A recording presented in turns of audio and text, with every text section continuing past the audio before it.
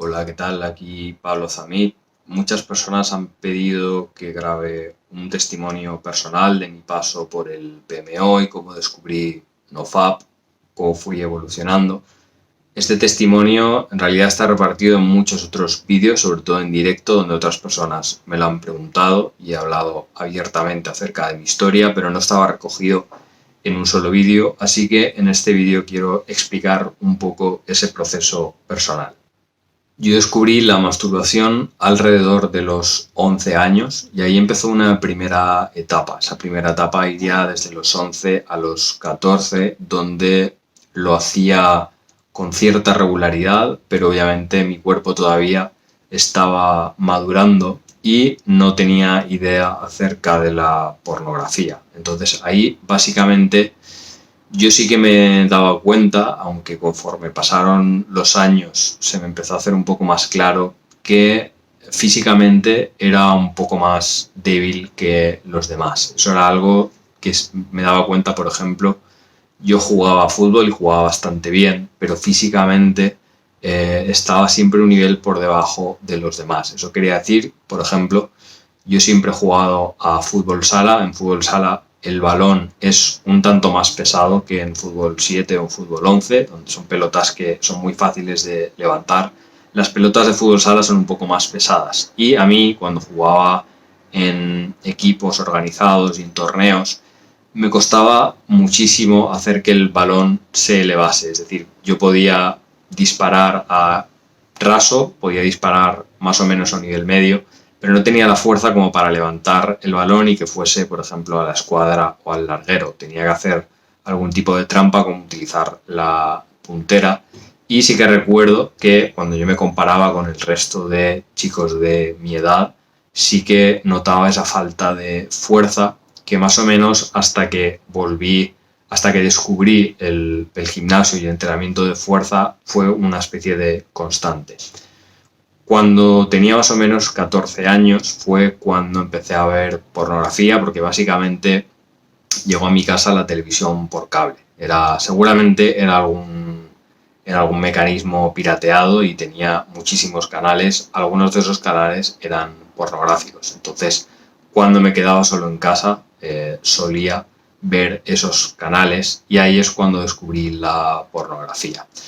Realmente no hubo demasiados problemas a corto plazo, o por lo menos problemas que yo pudiese detectar. Luego más tarde sí que me di cuenta de que a esa edad se forjaron muchas creencias sobre mí mismo que seguramente estaban relacionados con ese hábito. Por ejemplo, pensar que para mí no era asequible la felicidad, que básicamente para mí yo no era una persona con mucha energía o que yo era una persona introvertida. Todas esas creencias seguramente eran más bien hábitos que yo había racionalizado. Y eso es una enseñanza con la que di hace relativamente poco, y es que normalmente nosotros tendemos a decir yo soy X o yo soy Y porque realmente estamos racionalizando ciertos hábitos. En realidad no somos A ni B, sencillamente cuando tú ejecutas una determinada acción durante un número suficiente de veces, pues te conviertes en aquello que haces, pero no puedes utilizarlo como una excusa ni crear una identidad alrededor de eso. Después de esta etapa, desde más o menos los 14 años hasta seguramente los 18, yo básicamente podía acceder a pornografía, pero no tenía un ordenador personal donde hacerlo, y eso era una relativa ventaja, porque cuando cumplí más o menos 18 años ya pude acceder a pornografía siempre que quisiera, porque tenía un ordenador portátil personal que podía utilizar en cualquier momento y donde siempre estaba conectado a internet, con lo cual os imagináis que mi frecuencia de consumo de pornografía aumentó bastante. Y esta época, desde los 18 hasta los 25 años, más o menos, fue la época donde seguramente consumí mayor cantidad de pornografía y me masturbaba como mínimo 3 o 4 veces por semana, y era normal hacerlo uno o varias veces al día en algunas épocas. Aquí yo no tenía ni idea de los efectos que causaba el PMO, pero básicamente sí que me di cuenta cuando pasé de la secundaria o del instituto a la universidad, mi rendimiento académico bajó mucho. Yo llegué a la universidad con matrícula de honor general, o sea, la mejor nota posible, una media de 10, y básicamente cuando llegué a la universidad todo fue en picado. ¿Por qué? Porque básicamente empecé a estar en círculos de personas donde no conocía a nadie, con lo cual mi ansiedad social se disparó y también pues el nivel de dificultad aumentó lo suficiente como para que yo tuviese que tener una mínima disciplina y un mínimo enfoque como para tener buenas calificaciones, cosa que no ocurrió. Durante esta época, como digo, pues tenía acceso a pornografía en cualquier momento y de hecho pues era bastante normal que no ni siquiera fuese a clase porque me quedaba durmiendo hasta tarde. Al final de esta época sí que llegó un momento donde yo me di cuenta de que tenía que cambiar. O sea, mi foco no estaba en el PMO, pero yo veía mi vida en general y veía que, bueno, que había tocado fondo más o menos, porque lo único que hacía era salir por la noche, jugar a videojuegos y sí que seguía leyendo, porque leer es algo que he hecho siempre, pero básicamente leía por puro entretenimiento y también para llenar un vacío realmente. Y fue ahí donde empecé a consumir contenido de desarrollo personal, porque accidentalmente seguramente vería un vídeo en YouTube y ahí comenzó todo.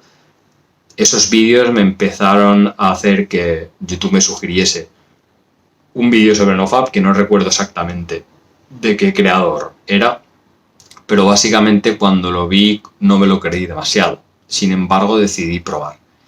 Y decidí probar y fue un fracaso, no llegué ni siquiera a una semana y no sé por qué seguí insistiendo. Son esas cosas que, bueno, podría haber actuado de otra manera, realmente no hay ninguna razón, pero decidí seguir intentándolo porque básicamente vi que había un patrón, que seguramente, bueno, si lo que decían sobre NoFap era verdad, yo no perdía nada por intentarlo realmente, y si realmente yo no tenía tal cosa como una adicción al PMO, pues no debería ser tan difícil dejarlo durante 90 días. El caso es que fue bastante difícil, o sea, muchas de las consultas que me enviáis son de, bueno, personas que siempre recaen en el fin de semana, por ejemplo, que no logran pasar de 7 días. Así estuve yo varios meses. Eso es bastante normal cuando no tienes un conjunto de información sistematizada. Por eso, por ejemplo, el curso de 21 días que creé hace relativamente poco, un par de meses, lo creé con esa consciencia de que muchas personas pierden demasiado tiempo aprendiendo muy despacio y que realmente se puede sistematizar mucho más el conocimiento. Si te quieres apuntar a ese curso es totalmente gratuito, te dejo por aquí la pestaña, te puedes apuntar. Todos los meses hacemos una edición desde el día 1 hasta el día 21. Y recuerdo que en determinado momento llegué a los 7 días y ahí ya empezaba a notar los beneficios. De hecho, a veces al tercer día ya notaba beneficios. Conforme te haces un poco más experimentado, también tu mirada se entrena para ver los beneficios que hay y sobre todo el daño que te producen las recaídas. Luego hubo una racha muy significativa que para mí fue cuando llegué a 21 días la primera vez, porque ahí la gran mayoría de los beneficios, por cierto, he hecho un vídeo hablando de todos los beneficios que puedes tener, te lo dejo también por aquí arriba. La gran mayoría de los beneficios que llegué a notar, en algún modo u otro los tuve en ese momento, sobre todo la reducción en la ansiedad social. Y entonces ahí me di cuenta de que yo no quería volver a vivir como antes, sino que el estado normal en el que quería vivir era como estaba en ese día 21. La siguiente gran racha que tuve fue de 52 días. Todas estas rachas fueron por fuerza bruta, fueron a fuerza de motivación, fueron muy poco inteligentes, pero por insistencia las conseguí. Hasta que en este momento ya tenía el canal de YouTube cuando hice la racha de 52 días y una serie de seguidores que tenía y con los que estaba en contacto siempre, pues surgió la idea de hacer un reto de 90 días, pero todos juntos, en un grupo. Y básicamente esa fue la primera vez que llegué a 90 días. Llegué a 90 días por la fuerza del grupo.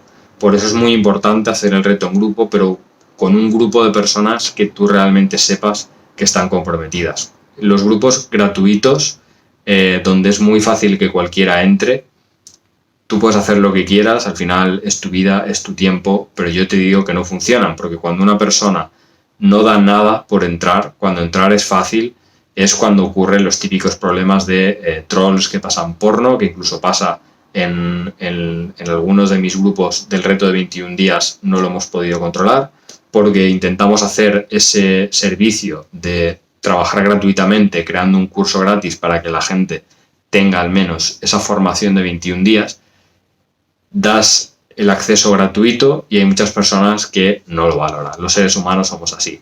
Entonces te recomiendo que entres a grupos lo más exclusivos que puedas o que los crees tú, poniendo una barrera de entrada, ya sea a nivel de conocimiento, un examen, dinero, lo que quieras, pero siempre una barrera de entrada. Cuando superé esos primeros 90 días fue un antes y un después, porque ahí es cuando empecé a estudiar esto en serio. De hecho, a partir de entonces me tomé esto como un ámbito de investigación. He leído seguramente cerca de un centenar de libros relacionados con el tema, directa o indirectamente. Fue cuando me propuse crear mi curso, que aunque tardé bastante tiempo en tenerlo todo preparado, porque es un curso muy largo, con más de 130 lecciones, pero básicamente es cuando me lo empecé a tomar en serio y a dejar un poco de lado la fuerza bruta e investigar cuál es la manera eficiente de hacer ese reinicio de 90 días.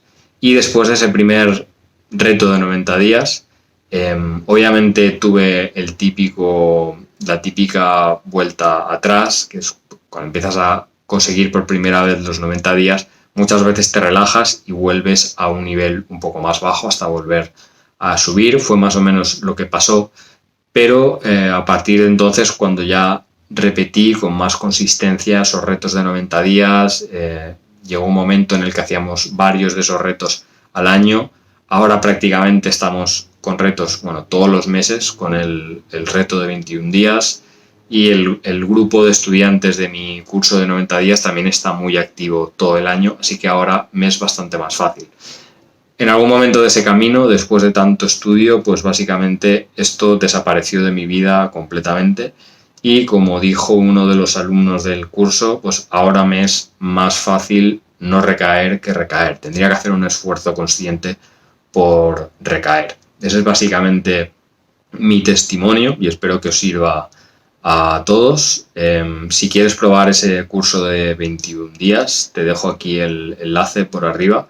Te lo recomiendo porque es la información de más calidad y más concentrada que vas a encontrar gratuita sobre este tema. Así que espero que nos veamos por el canal. Si no estás suscrito, te invito a hacerlo y un saludo.